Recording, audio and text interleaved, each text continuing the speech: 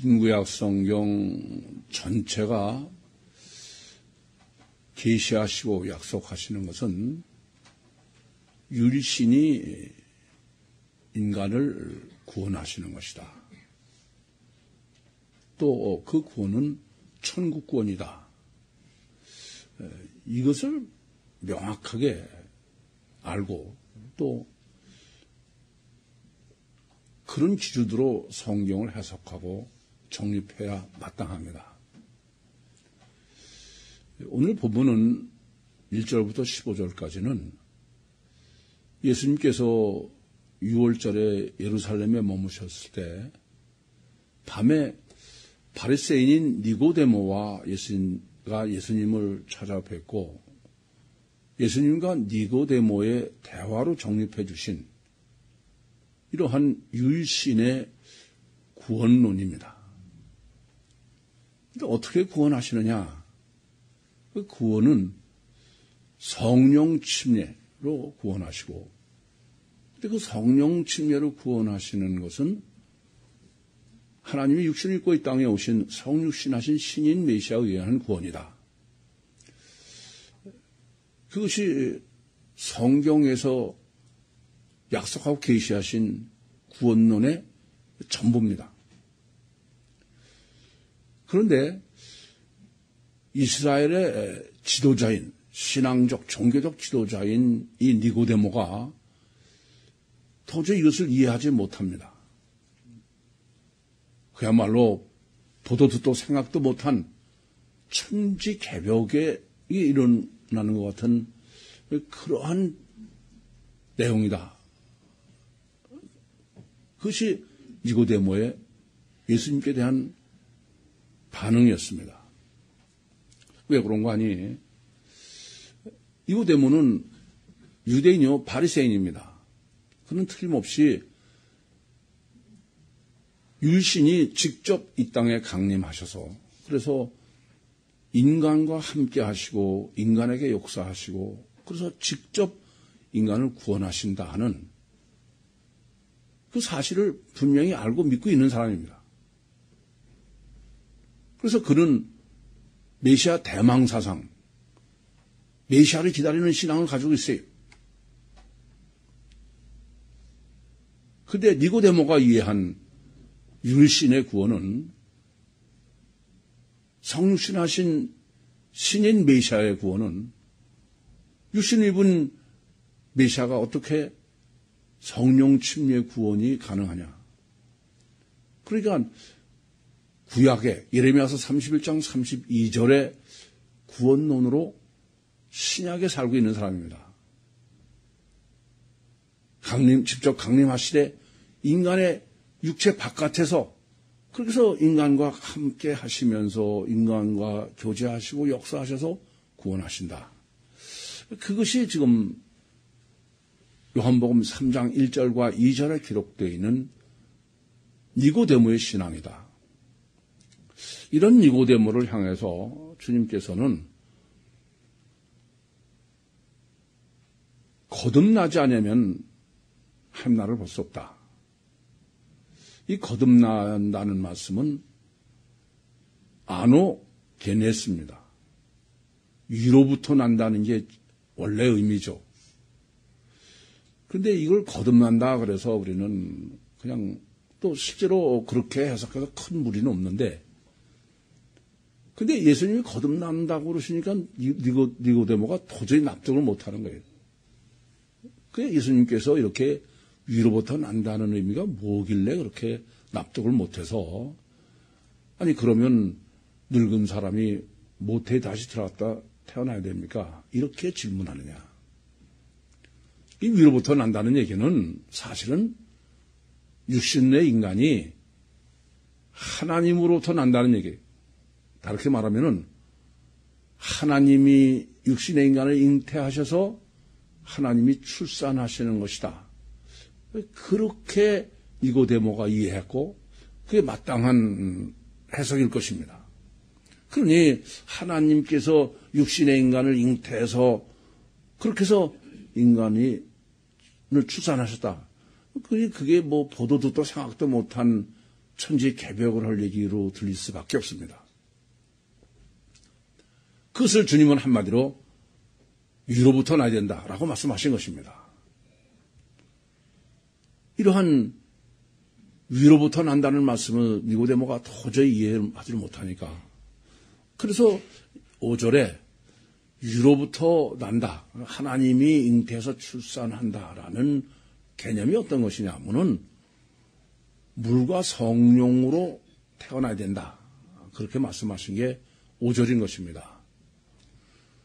여전히 물과 성령으로 난다는 말이 납득이 될 수가 없습니다.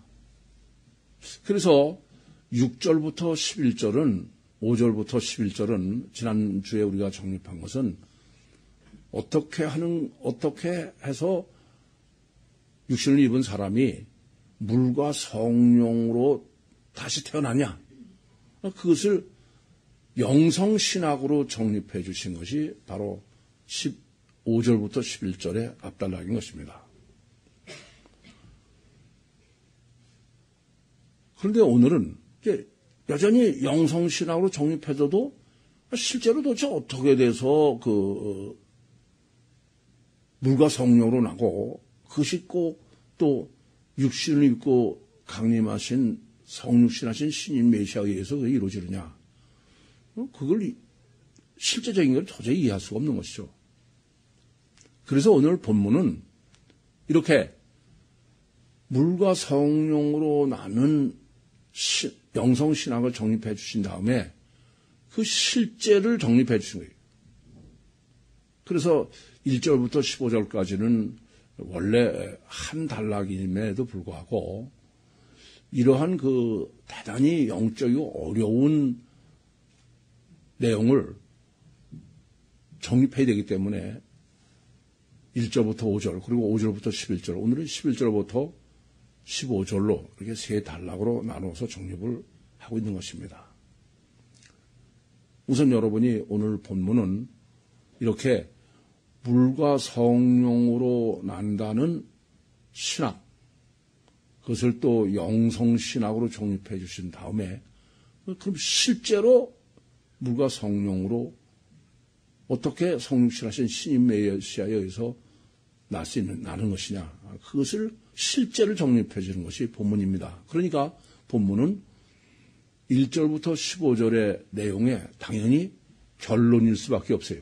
1절부터 5절은 서론, 전체로 봐서 서론의 물과 성령으로 하는 신학이고 5절부터 11절은 영성신학을 정립해서 오늘은 결론으로, 실제를 결론으로 맺으시는 것입니다. 우선 11절을 다시 한번 우리가 앞에 따라서 봤습니다만, 우선 11절이 어떤 내용인가부터 생각하셔야 되겠어요. 지금 이 니고데모는 예수님을 누구로 봐요? 랍비야, 랍비. 랍비를 보지 메시아로는 보지 않습니다.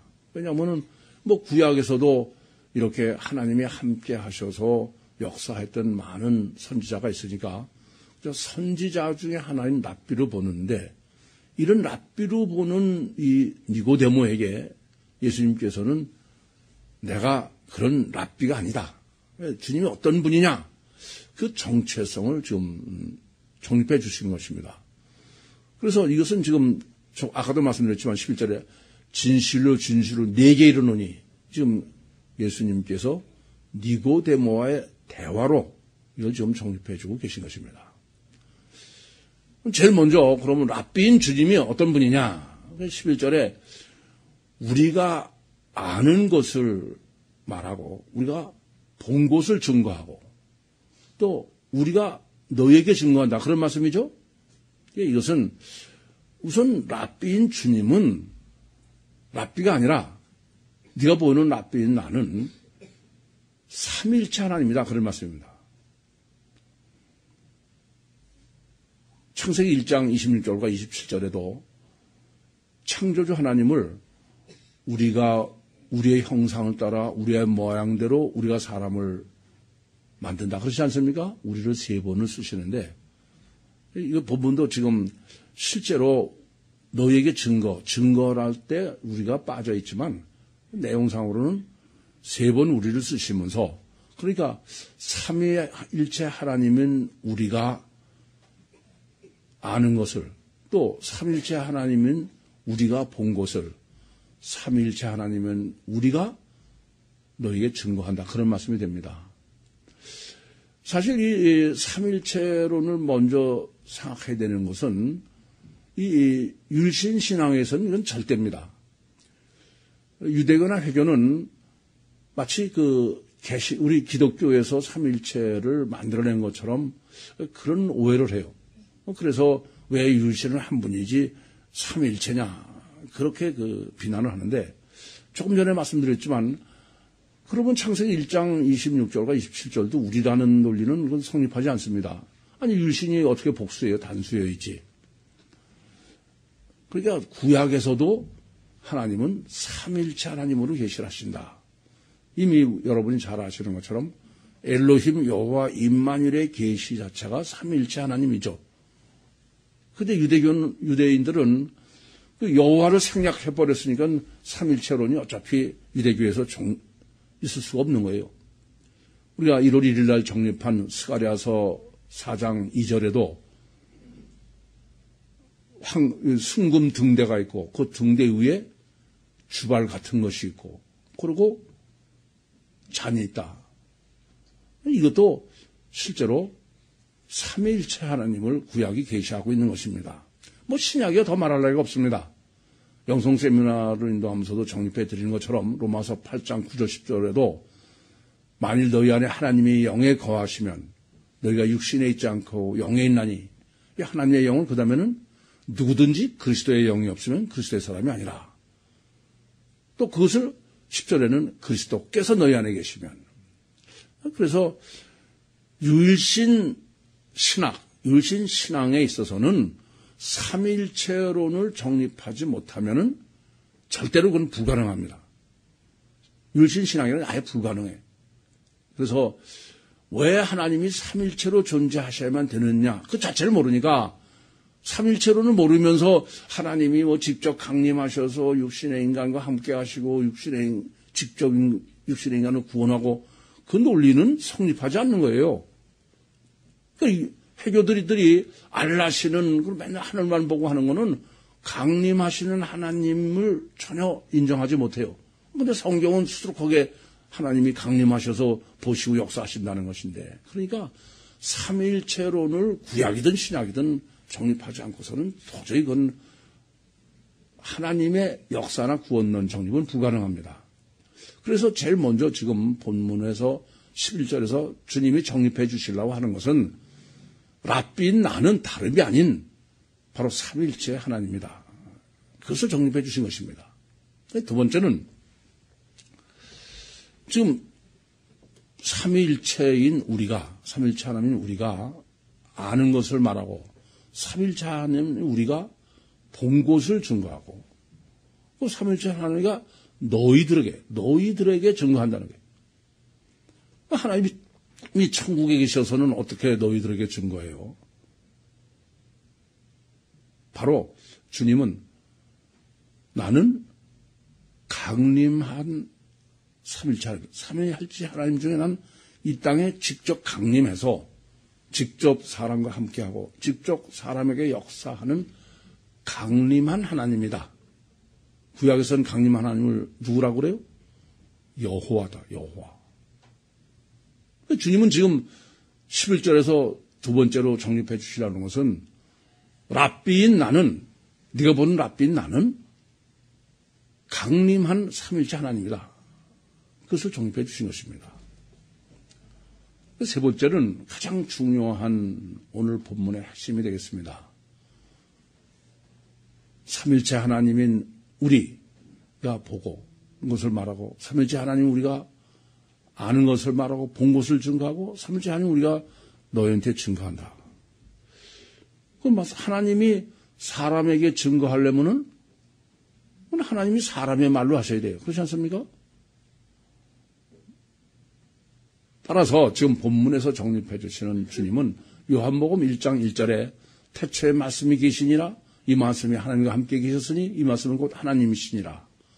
이 말씀은 하나님의 말씀이면서 동시에 인간의 말이지 하나님의 말씀만도 아니고 하나님 말씀만도 아니다. 그걸 저는 뭐라고 여러분에게 정리해드렸냐면 하나님이 인간의 언어로 인간에게 말씀하신 것이다. 그것을 주님은 바로 하나님의 말씀이면서 동시에 인간의 말이다. 말씀이 육신이 되셨다는 요한복음 1장 12절을 지금 본문에서 우리로 삼일체 하나님으로 너희에게 증거한다는 논리로 지금 정립해 주고 계신 것입니다. 이것이 정립되지 않으면 이제 고담 얘기부터 무슨 얘기인지 알 수가 없어요. 이렇게 정립해 주신 다음에 12절에 보니까 내가 땅의 일을 말해도 너희가 믿지 아니하거든 하물며 하늘의 일을 말하면 어떻게 믿겠느냐. 그러니까 주님은 하늘의 일을 말하면 어떻게 믿겠냐 그 말은 하늘에 원래 계신 삼일체 하나님이라는 말씀이 전제가 된 거죠. 그렇지 않습니까? 그런데 이제 우리가 중요한 것은 내가 보는 랍비인 나는 하나님의 말씀이면서 동시에 인간의 말이다. 그런 개념이 어떤 것이냐.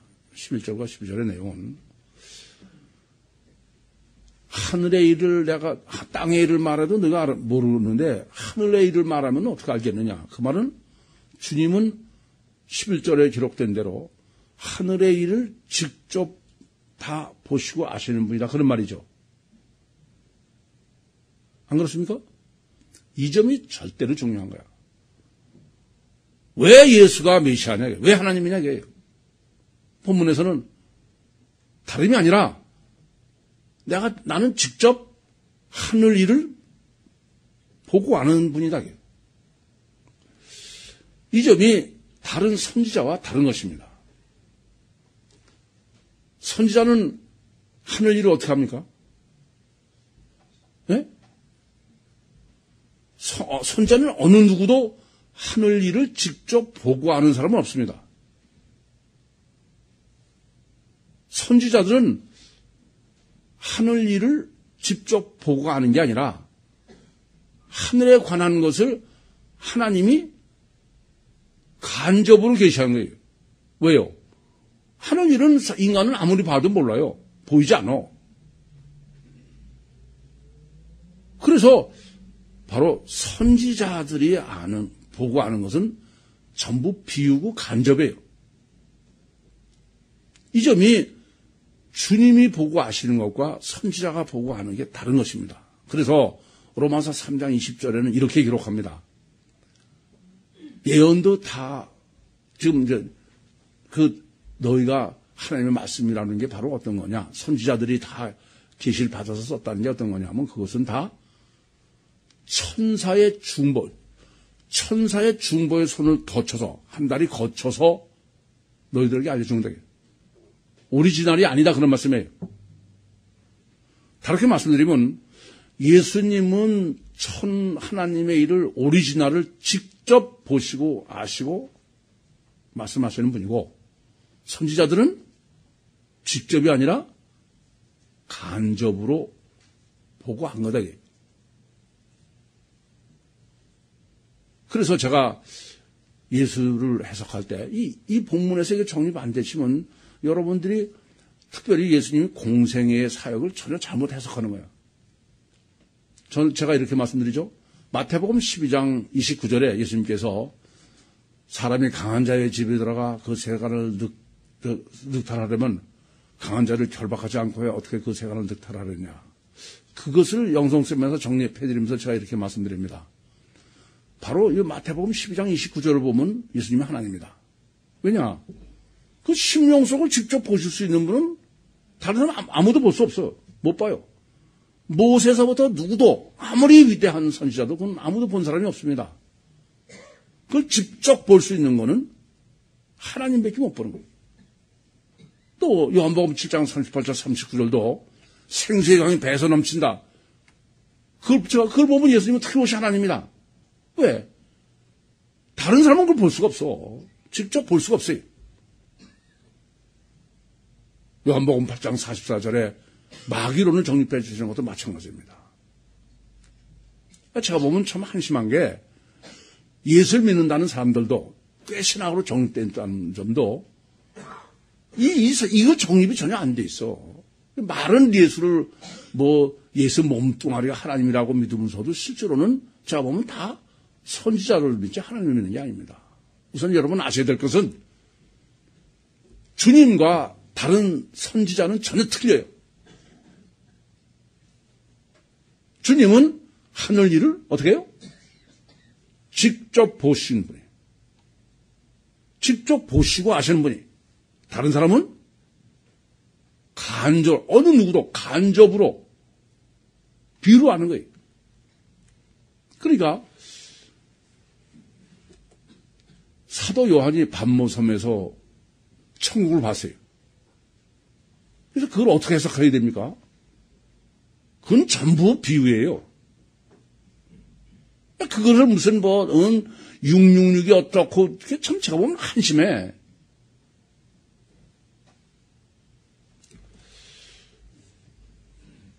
그래서 잊지 마시기 바랍니다. 직접 보신 분은 주님밖에 없다. 육신을 입은 인간은 아무도 없어. 그런데 하나 더 알 게 있습니다. 지금 주님이 뭐라고 말씀하시냐면, 내가 땅의 일을 너에게 말해도 너희들이 믿지 않는데 하물며 하늘 일을 말하면 어떻게 너희가 믿겠느냐. 이 말씀의 의미는 주님이 말씀하시는 거는 땅의 일이에요, 하늘 일이에요? 하늘 일이에요. 근데 하늘 일을 뭘로 말씀하세요? 땅의 일로 말씀하시는 거야. 이 점이 절대로 중요합니다. 그러니까 예수님이 말씀하시고 증거하시는 것은 오리지널은 하늘 일이에요. 영이요, 영계요, 영의 법칙입니다. 그것을 뭘로 말씀하시고 증거해요? 땅의 일로. 이 점을 모르시면은 전혀 잘못 해석하는 거예요. 그냥 하늘 일을 직접 말씀하신 게 아니에요. 그래서 예수님이 말씀하신 것은 아무리 예수님이 직접 보시겠어도 보시기는 직접 보셨어요. 근데 주님이 말씀하신 건 다 뭐냐면 다 비유야. 이해되십니까? 그건 다 비유입니다. 지금 그 말씀을 하시는 거야. 직접 보시고 직접 얘기해봐야 그건 전혀 믿지 않아요. 소용없어. 그래서 주님은 하늘 일을 직접 보셨는데 그걸 주님이 너희들한테 말하고 증거할 때는 뭐로 하셨다? 땅의 일로 하셨다. 비유를 하셨다 이겁니다. 비유라는 단어를 안 써도 그걸 알아야 돼요. 그러니까 씨 뿌리는 비유. 그게 뭐예요? 천국을 우리는 도저히 알 수 없는 거를 이 세상의 땅의 일로 비유를 해주신 거예요. 마태복음 25장에도 천국 비유죠. 열처녀의 비유, 달란트의 비유, 양과 염소의 비유. 전부 하늘 일입니다. 그것을 땅의 일로 말씀하신 거예요. 전부 비유다는 얘기예요. 아니요, 그것뿐이 아니에요. 아까도 이미 선지자들은 다 그림자요, 오리지널이 아니 그림자의 비유를 본 거예요. 그리고 쓴 거니까 성경 전체는 뭐겠어요? 그건 다 비유입니다. 성경 전체가 계시하려고 그러는 것은 천국 하늘의 일이에요. 근데 그것은 직접 계시해봐야 아무 소용이 없어. 그래서 그건 간접으로 비유로 한 거예요. 이것을 모르시면 성경을 전혀 잘못 해석하는 거예요. 그러니까 창세기 1장에도 제가 7일 창조로 설계도라고 정립해 준 것도 그게 무슨 문제냐? 원래 오리지널은 하나님은 천지 창조 자체가 비유예요. 그 자체가 비유입니다. 그러니까 성경을 보시면서 하나님 이 오리지널이 뭐냐? 하나님은 천국을 계시하시려고 하는 거야. 그래서 제가 처음부터 어떻게 정리해 드립니까? 하나님은 천국을 완성하시는 게 목적이고 육신의 인간을 통해서 천국을 완성하시려고 해요.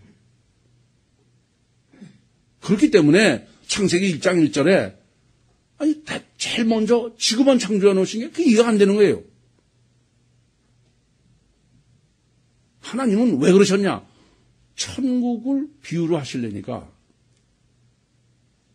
그 목적은 천국 완성이요, 사람 구원이요. 그래서 제가 어떻게 해석합니다.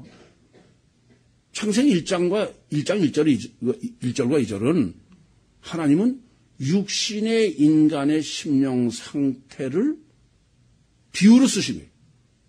이걸 모르면은 왜 하나님은 전지전능하신데 천지를 창조하시고 혼돈과 공허와 흑암이 깊은 게 있다.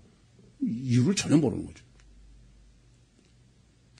제가 해야 될 일은 이러한 천국 하늘일을 비유로 하신 7창조가 실제로 물리적 사실이다.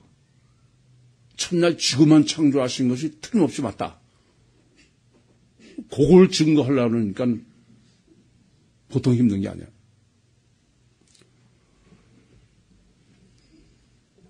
세 번째는 이렇게 랍비인 주님은 하늘 일을 땅의 일로 말씀하셨어. 땅의 일을 땅의 일로 말씀하신 게 아니야. 그러면 주님이 전하시는 복음은 세상 복음이에요, 천국 복음이에요. 천국 복음을 세상 복음인 것처럼 써 있는 거예요, 그게. 천국 복음을 세상 복음으로 썼다 그런 말씀이야. 마태복음 24장 14절에 예수님께서 이 천국 복음이 모든 족속에게 다 전파됐을 때 종말이 오겠다 그러셨어요. 사실 천국복음이라는 말을 쓸 필요가 없습니다. 그냥 이 복음 그러면 돼.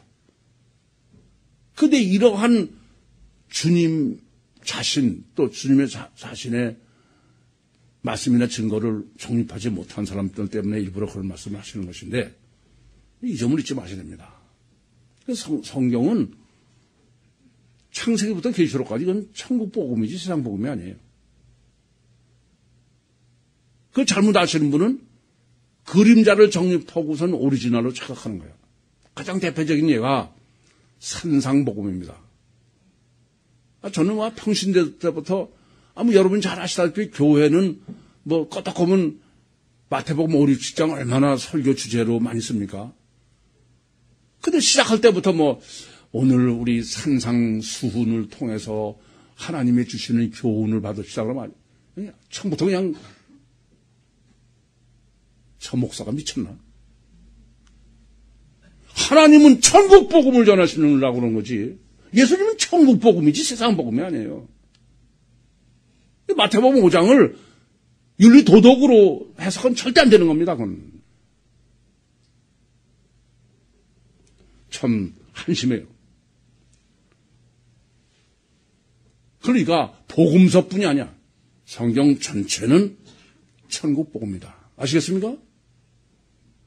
다만 그것을 천국복음으로 전해봐야 모르니까 니고데모의 반응대로 이건 무슨 천지개벽할 얘기로 들리고 보도 듣도 생각도 못했습니다. 그러니 어떻게 사람들을 믿게 해야 되니까. 그래서 하늘 일을 땅의 일로 말씀하시는 것이 성경이다. 이 점을 명확하게 하셔야 되겠습니다. 우리는 그냥 거기까지만 해도 이제 다 알 수 있는 얘기예요. 그런데 본문은 아주 명확하게 다 정립해 주려고. 그러면 육신을 입은 주님, 랍비인 주님이 어떻게 하늘 일을 직접 보고 아느냐 이거예요. 어떻게 보고 알고 우리한테 그것을 말씀하시고 증거하냐. 그게 바로 이제 13절에 놀리는 것입니다. 13절에는 하늘에서 내려온 자, 곧 인자 외에는 하늘에 올라간 자가 없다. 이 말씀이 무슨 말씀이냐? 이건 짧지만 한 절 한 절이 참 어렵죠. 지금 예수님인 거예요.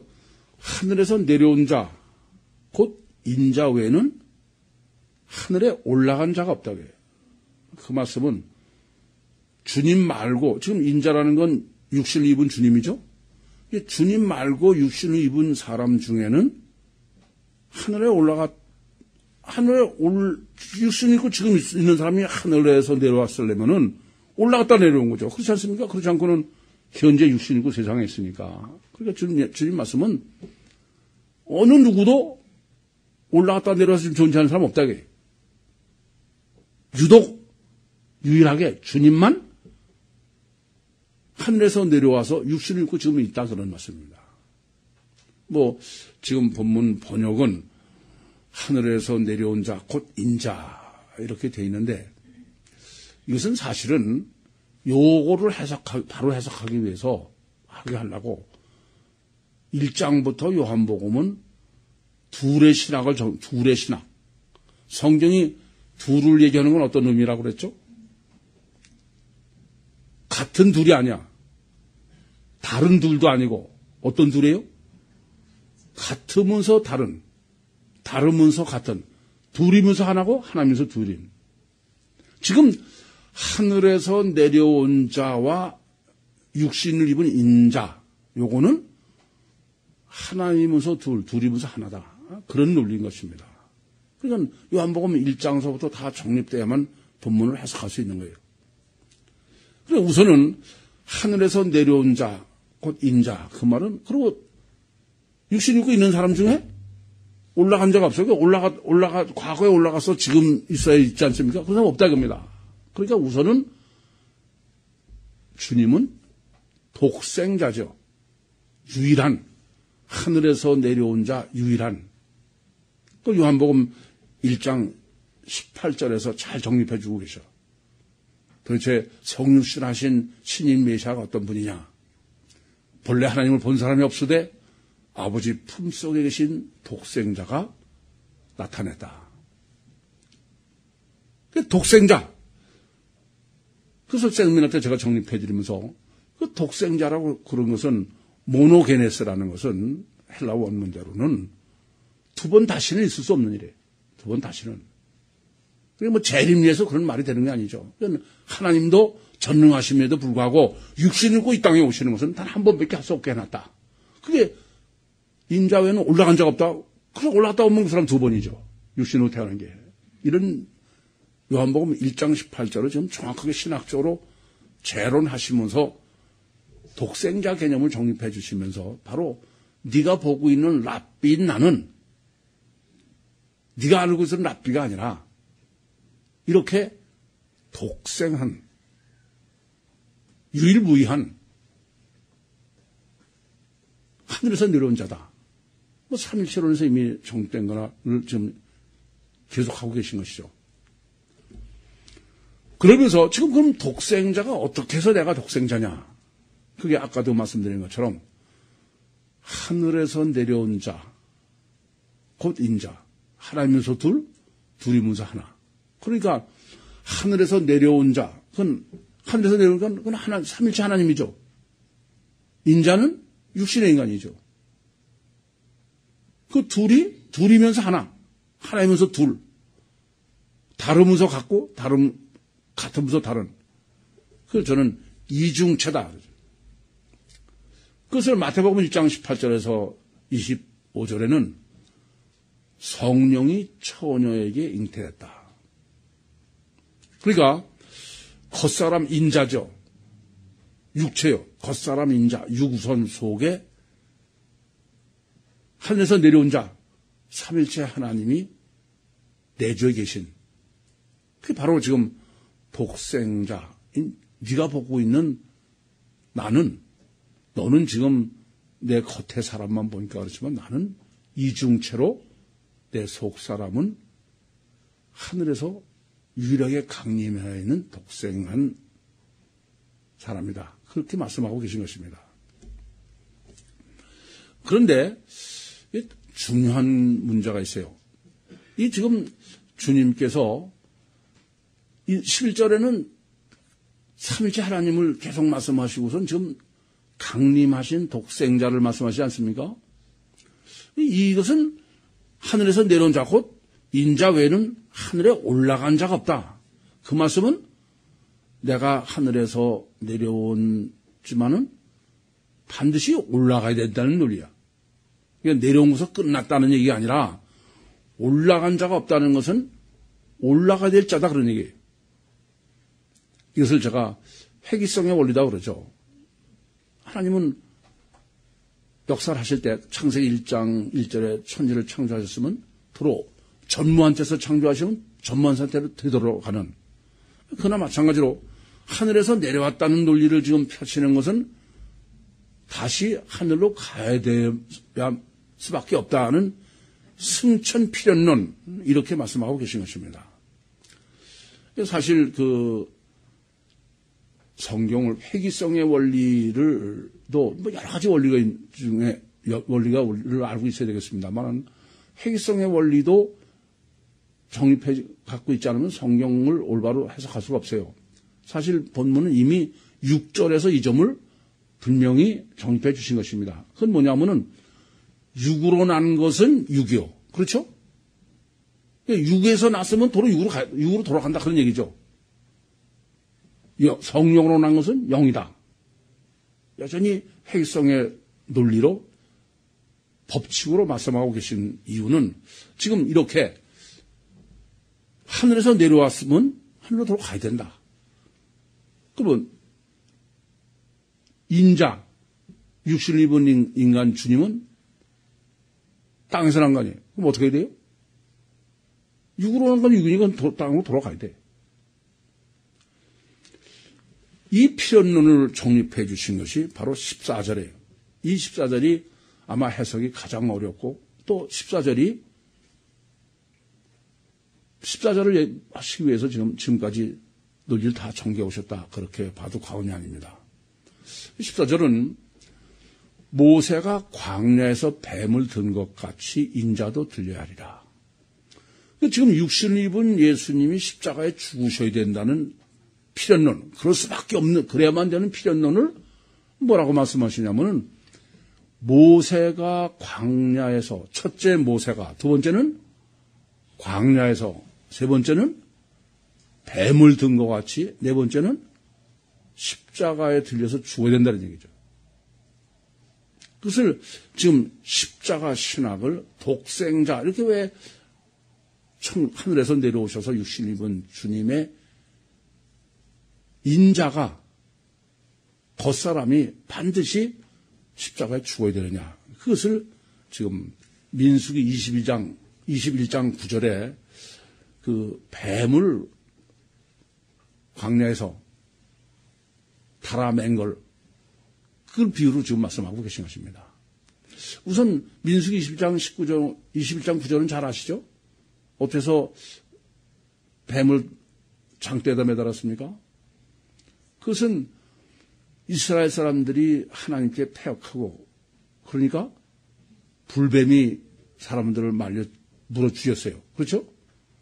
그래서 모세가 노수로 뱀을 만들어가지고 장대에다 들어 올려놓고선 그것을 바라보는 사람은 이제 죽지 않는다. 그게 그렇게 해서 구원한 거 아닙니까?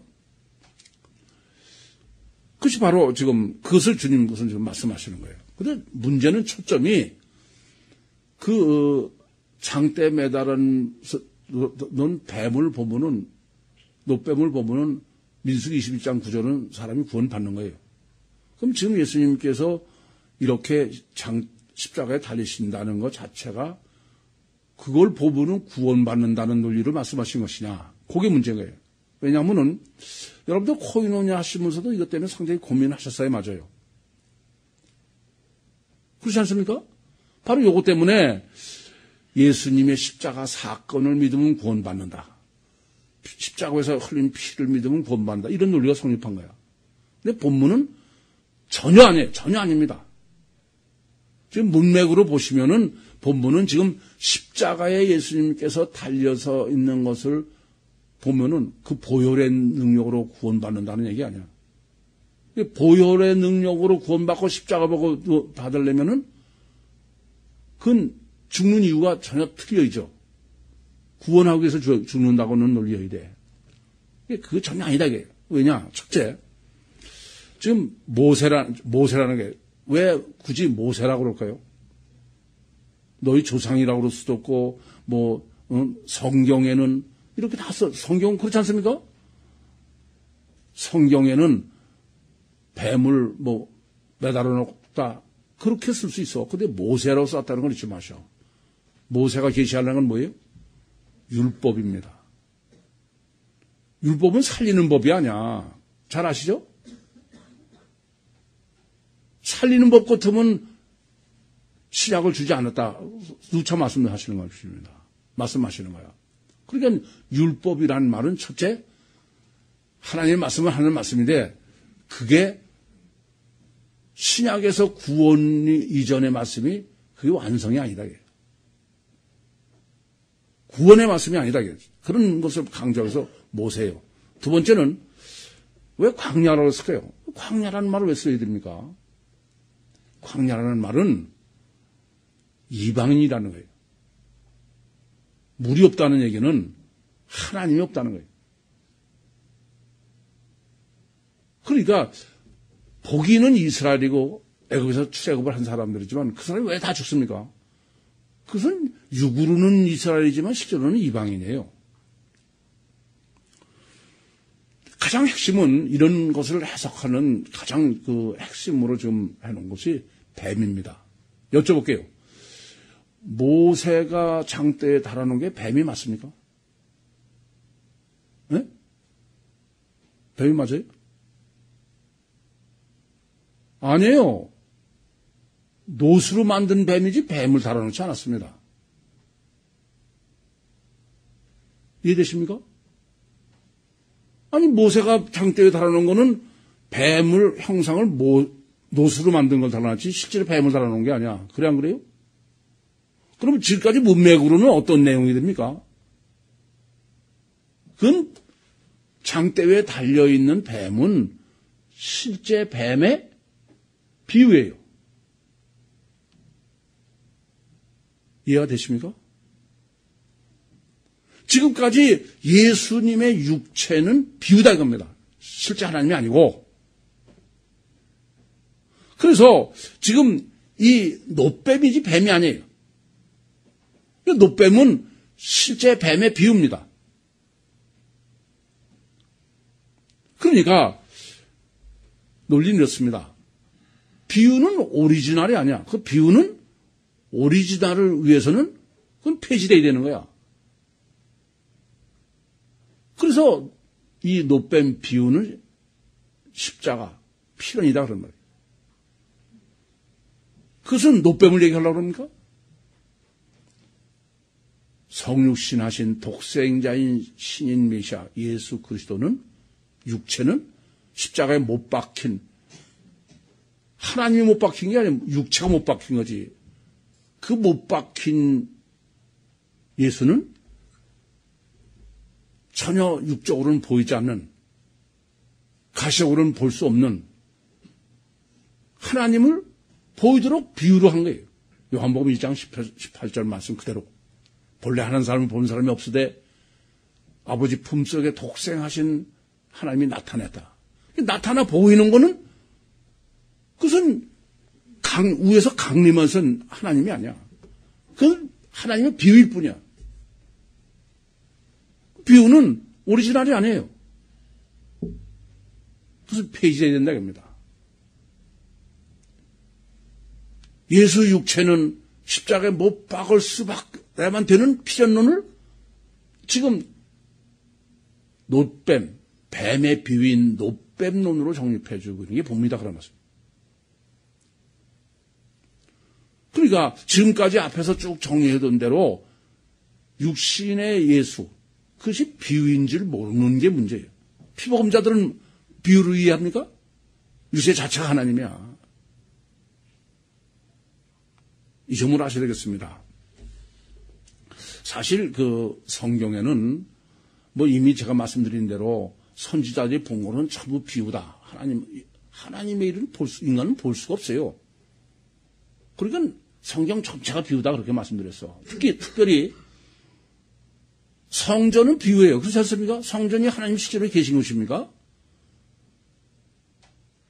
히브리서 8장과 9절도 원래 오리지널 성전은 천국에 있고 이 땅의 성전은 그림자의 비유다라는 겁니다. 이 그림자는 없어져야지 진짜도 아닌데 그게 왜 행세를 해? 그림자가 원래 본체인 게 되면 없애버려야 되는 거야. 성전도 비유인데, 이 사람들이 하나님을 비유로 한 건데, 하나님은 놔두고 겉에 성전에만 집중했으니까 하나님 파괴해버리시는 거예요. 느부갓네살에 의해서 파괴해버리시고, 로마에 의해서 헤롯 성전도 파괴해버리시는 것입니다. 그래서 항상 드린 말씀이야. 예수 그리스도도 육신의 예수 몸 자체는 단 비유입니다. 그래서 제가 늘 뭐라고 말씀드립니까? 그건 실제로 메시아, 그 구세주가 아니라 겉이. 그렇기 때문에 예수님 몸 자체가 그건 비유다.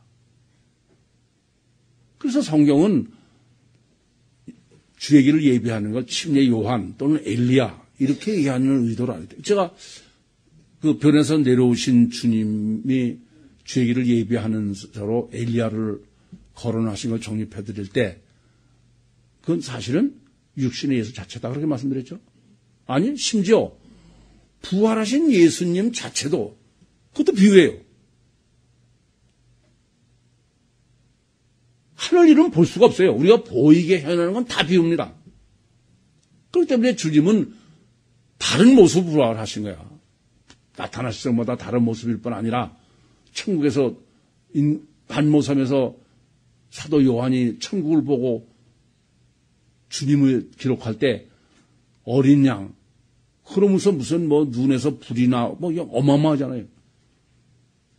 그건 다 비유지 실제로는 아무도 볼 수가 없는 거예요. 그래서 여러분들에게 제가 다른 교회들은 무슨 성화라나? 성화가 어디 있어? 그건 한심한 얘기지. 그건 전부 비유예요. 아시겠죠? 좀 그러면서 참 한심한 생각이 들어. 아니 도대체 예수를 본 사람이 어디 있습니까? 네? 그것은 예수님 육신으로 계실 때 본 사람밖에 없어. 그래 안 그래요? 그런데 무슨 이게 예수라고 무슨 그려놓고서 육신의 예수라나? 그건 지 마음대로지. 그건 아무 상관도 없는 거 해서는 안 될 짓을 하는 것입니다. 따라서 이 점을 잊지 마셔야 됩니다. 육신의 예수, 무슨 비유예요. 필연적으로 반드시 그건 없어져야 돼. 그건 오리지널이 아니에요. 그래서 특별히 그 비유인 인자 예수 육신을 십자가에 못 박아서 없애버려야 되는 이유는 그것은 하늘에서 내려온 하늘부터 내려온 하나님이 올라가기 위해서 그런 거야. 저는 예수님이 십자가에 못 박아서 죽으신 다음에 장사하고 사흘 만에 우리가 부활했다 그런 거 아닙니까? 근데 실제로는 무덤에 가보니까 빈 무덤이지 뭐가 있는 게 아니잖아요. 있으면 큰일 나는 거야. 그것은 예수님이 십자가에서 못 박혀 죽으셔서 갖다 장사 지냈으면 그건 완전히 껍데기는 없어져야 돼. 찌꺼기 남아있으면 안 돼요. 비유기 때문에, 그림자이기 때문에. 이해되십니까? 그런데 이렇게 지금 주님께서 하나님께서 육신을 입고 이 땅에 오시고 또 십자가에 죽으시고 또 꼭 승천하시고 이런 논리의 궁극적 목적은 우리 구원하심이에요. 지금 이 본문은 성령 침례 구원론 그것이 어떻게 해서 성육신하신 신인 메시아에 의한 성령 침례 구원이 가능하냐? 그게 어떻게 해서 되는 거냐? 천지개벽할 논리가 이제 그게 무슨 소리냐? 그게 실제를 지금 정립해 주는 게 본문이다 그랬습니다. 그런데 성경은 늘 구약서부터 다 마찬가지예요. 구원은 오직 뭐로만 돼요? 믿음이야. 믿음. 믿음으로만 구원이지 다른 얘기 아니에요. 다른 거 안 된다 그 말이에요. 그럼 도대체 어떤 믿음인데 지금 이렇게 하나님이 강림하셔서 육신에 있다가 이번엔 또 올라가셔야 된다고 그러고 육신은 죽고 도대체 그 믿음이 어떤 믿음이냐. 이게 지금 본문은 그 실제의 결론으로 믿음론으로 15절에 결론을 짓는 거예요.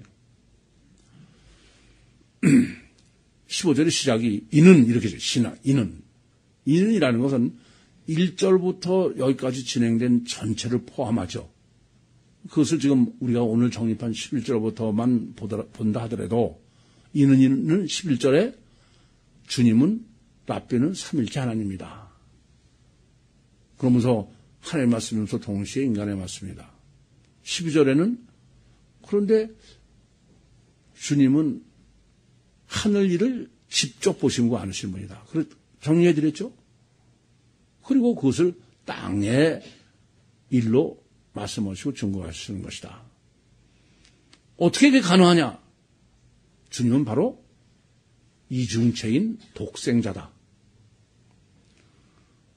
그러면서 지금 14절에 그런데 우리를 구원하기 위해서는 독생자는 필연적으로 십자가에 돌아가셨는데 뱀의 비유로, 놋뱀의 비유로.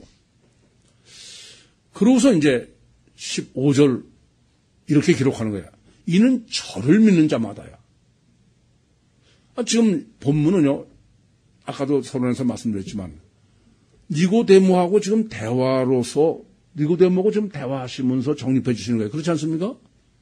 그럼 니고데모한테 이렇게 하셔야 돼. 지금까지 쭉 정립해 준 게 누구예요? 주님이야. 아시겠습니까? 그럼 너 이제 나를 랍비로 알았는데 여기까지 정립했다는 건 무슨 말이냐면은 니고데모가 주님을 랍비로 하다가 이제는 성육신하신 지가 기다리고 있는 메시아가 이제 바로 이중체의 신인 메시아고 주님이구나. 그걸 이제 다 안 사람이에요. 그럼 그 니고데모한테 15절에는 이는 나를 믿는 자마다. 그렇게 돼. 알았지 너? 이제 나를 믿으면 이렇게 돼야 되는 거예요. 그렇지 않습니까? 그런데 3인칭에서 저를 믿는 자마다야. 이 점이 절대적인 거예요. 만약에 피복음처럼 육신의 예수를 믿는 게 구원이라 그러면은 그럼 나를 믿으면 그렇게 해야 돼. 근데 가시적 달러밖에 못 보는 니고데모는 예수님 속에 하나님은 안 보여요. 그렇지 않습니까?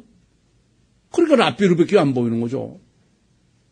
그러니까 니고데모한테 나는 그러면 여전히 니고데모는 육신의 예수를 보는 거예요.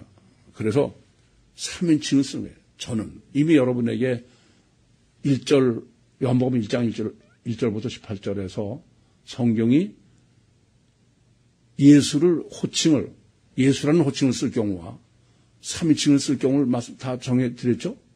그러니까 예수님은 분명히 자기 자신을 말하는데도 3인칭에서 저를 나무처럼 말씀하시는 거예요. 이게 나를 믿는 게 아니라 저를 믿는 것이다. 이 점을 명확히 아셔야 되겠습니다. 그런데 두 번째는 저를 믿는다는 것도 잘못된 거예요. 이게. 원문의 본문은 저를 믿는다 그러면은 피스티오 아우톤 그래야 돼. 그런데 본문은 피스티오 동사로 믿는다는 단어고 목적으로 아우토스의 목적어인 아우톤을 써야 된다. 근데 본문은 그렇게 돼 있지 않어요. 허피스티오신 이 피스티오온이라는 것은 믿음 자체예요. 그 믿음이 어떤 믿음이냐 하면은 저를 믿는 게 아니고 피스티오 아우톤이 아니고 엔 아우토야. 저 안에. 무슨 말씀인지 아시겠어요? 저를 믿는 게 아니라 그 믿음은 무슨 믿음이냐 하면은 저 안에 믿음이래요. 속에. 그러고도 여전히 어렵죠. 그러니까 우선 첫째는 정립하셔야 될 게 나를 믿는 게 아니다. 저를 믿으라고 했다. 근데 저를 믿으라는 건 또 어떤 거냐면은 그러면 예수님의 저라는 것은 겉사람이 아니고 속에 하늘에서 강림하신 삼일째 하나님 그를 믿으라고 그러냐? 그것도 아니다 이게. 그분을 믿으려고 아우토스로 하려면은 조금 전에도 말씀드리지만 그를 아우톤 그를 믿으라고 해야 돼 그냥. 그런데 본문은 그를 믿는 게 아니라 인 영어로 인 아우토냐 아우트야. 그 속에 이제 앞으로도 이따 강의 시간에도 이것을 이제 헬라 원문을 놓고 정리해 드리겠습니다만은 이 구원론의 믿음은 우리나라 번역은 꼭 이제 예수 육신을 믿고 뭐 피를 믿고 이런 것 때문에 번역이 전부 우리나라 말로는 다 그렇게밖에 번역할 수 없을 다르게는 번역도 할 수 없긴 해요. 헬라어는 전체를 써가지고 이런 것을 정확하게 정립해 주지만 그러니까는 저를 믿는다 그러면 뭐 기껏해 육신의 예수를 믿으라는 거냐 무슨 아니면 속에 이런 속에 하나님을 믿으라는 거냐 이렇게밖에 이해를 못하는데 원문은 전혀 그렇지 않다. 그러면 도대체 그러면 그 안에 강림하신 하나님 그 안에의 믿음이라는 게 어떤 것이냐. 그것은 요한복음 1장 12절에서 이미 정립해 주신 걸 전제로 본문이 쓰여 있다는 걸 아셔야 돼요. 요한복음 1장 12절은 우리나라 번역으로는 이래요. 영접하는 자 곧 그 이름을 믿는 자들에게는 하나님의 자녀가 되는 권세를 주셨다. 그렇게 번역되어 있는데 원문으로는 그렇지 않습니다. 영접은 과거형 엘라본 아우톤 즉 본문대로 하면 강림하신 하늘에서 내려오신 그분 삼위일체 그분을 영접하는 거예요. 그것은 영이신 하나님이니까 무슨 삭개오가 문 열고 예수님을 영접하는 건 아니죠. 근데 그건 과거형이에요. 엘라본이라는 것은 람바노의 과거형입니다. 근데 믿음은 그대로 어떤 거냐? 믿음은 현재형이야. 과거에 영접해서 그 이름을 믿는 자. 믿음은 또 그냥 믿음이 아니라 시티오 에이스 인투 오노마 아우토스 그의 이름 속으로 들어가는 믿음이야. 그러니 점점 어렵죠. 이것은 우선은 영접이라는 개념은 과거에 그러니까 성경에서 구원론적으로 말하는 믿음은 믿어서 믿으니까 영접하는 게 아니고 영접했기 때문에 생기는 믿음이야. 다르게 말씀드리면 강림하신 하나님이 내 속에 들어오심으로써 믿어지는 믿음. 그래서 영접은 과거형이고 믿음은 현재형이에요. 그러니까 그 안에서 믿는다는 이 지금 15절의 내용은 우리가 잘 아시는 대로 예수님께서 내가 하나님 아버지 안에 아버지가 내 안에 내가 너희 안에 너희가 내 안에 이해되십니까? 그러니까 주님을 내 안에 영접했으면 주님이 내 안에 있지만 내가 또 주님 안에 있는 거예요. 아시겠습니까? 주님이 내 안에 계셔서 믿어지는 믿음. 그게 구원론 믿음이다. 그러니까 제가 보면 원문으로 보면요. 예수 피의 보혈의 피를 믿으면 구원받는다든지 무슨 십자가의 사건 그런 건 전혀 가능하지 않아요. 전혀 불가능한 얘기예요. 그런데 이제 그러면 어떻게 되느냐? 그러면 목적이 뭐예요? 영생을 얻게 하려 하심이라. 영생이라는 것은 우선 시공적 존재는 영생할 수가 없죠. 그렇지 않습니까? 시공을 초월한 존재면 영생할 수밖에 그래야 영생인데 이게 첫째 그러니까 영생을 얻게 하려면 근데 이것도 문제야. 영생을 얻게 하려 그러면 내가 영생을 받아들인다든지 이런 개념이 되는데 본문 아니에요. 영생을 얻게가 아니라 영생을 소유해야 된다는 게 에코입니다. 이게 굉장히 틀린 개념이야. 그러니까 그냥 영생을 얻다 그러면 영생이 뭔지는 모르지만 내 옆에도 있을 수 있는데 이건 내 소유물이 되는 거예요. 그래서 제가 요한복음 14장 16절과 17절을 정리해 드릴 때 내가 아버지께 구하였으니 그가 또 다른 보혜사를 너에게 주사 영원히 너희와 함께 있게 한다. 그 개념이 뭐라고요? 소유권을 나한테 이전해 주시는 것이다. 영생을 내 자신이 소유해야 되는 거예요. 그러니까 주님이 이 땅에 오셔서 우리를 구원하시는 성령 침례 구원이라는 것은 영생을 소유하는 구원이에요. 그것은 이 땅에 있으면서 이미 내가 영생을 소유해야 돼. 그렇다고 해서 이 땅의 구원이야? 천국권이다. 이미 정립해 드린 대로. 그런데 이렇게 영생을 소유하는 조건이 뭐냐면 믿음이에요. 그 믿음은 무슨 믿음이에요? 그분, 강림하신 분 안에 있는 믿음이야. stay on and out to라고 했어요. 그러려면 어떻게 하면 되느냐? 예수님도 그 안에 있는 것에 하려면 우선 예수님 자신이 육신을 입고 있으면 안 돼. 그럼 어떻게 내가 그 안에 들어갈 수 있어? 그렇지 않습니까? 그래서 주님 자신이 겉사람의 비유이기 때문에 그 겉사람은 십자가에 죽으셔야 된다.